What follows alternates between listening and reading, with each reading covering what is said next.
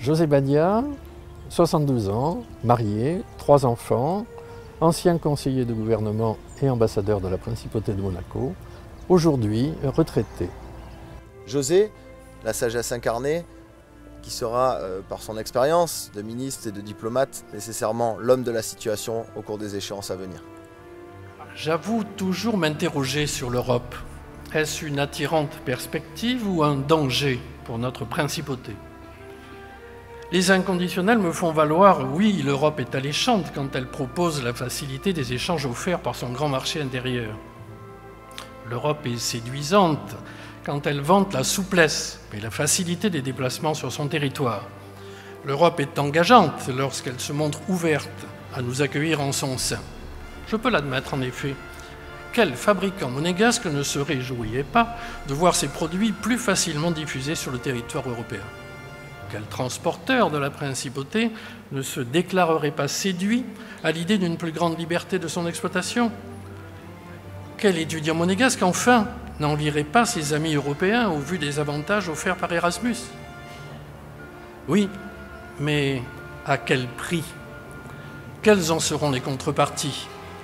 Que va-t-on exiger de nous en échange de cette prodigalité, de cet altruisme? Alors, je continue à m'interroger, et Primo aussi. Ces libertés, chères aux principes européens, ne vont-elles pas à l'encontre de nos spécificités? Vous tous ici êtes bien conscients, l'économie monégasque n'existe que parce qu'elle dispose de règles contraires aux règles européennes. Et la discrimination positive dont nous bénéficions tous, nationaux et souvent résidents, cette différenciation avantageuse dont nous jouissons va à l'encontre de l'égalité imposée en Europe, car elle est fondamentalement incompatible avec l'esprit même de la 4e liberté, la liberté d'installation.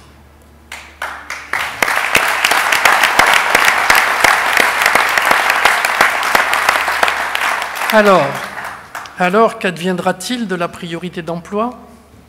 Serez-vous toujours prioritaire pour vous loger? Les conditions de vie à Monaco vous seront-elles toujours aussi favorables? Nos professions libérales pourront-elles supporter l'installation libre d'Européens venus fausser la concurrence? Et l'abandon de l'indispensable contrôle d'installation des activités et des personnes morales ou physiques ne sera-t-il pas préjudiciable à l'attractivité de Monaco? Sincèrement, croyez-vous que nous discuterons ces sujets d'égal à égal avec les membres de l'Union, comme l'a déclaré dernièrement M. Granda? Il y a vraiment de quoi douter.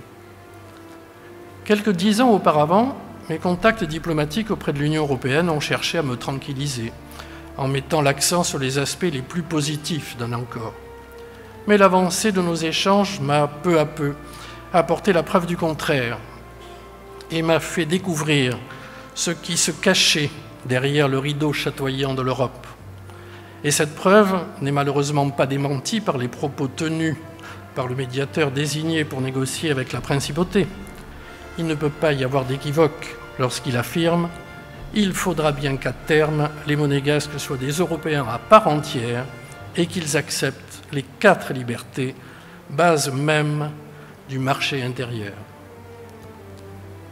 Alors, chers compatriotes, mes amis, nous ne pouvons aller à l'encontre de nos acquis et laisser ainsi voler en éclats l'histoire de notre pays, les fondements de nos institutions et le modèle monégasque.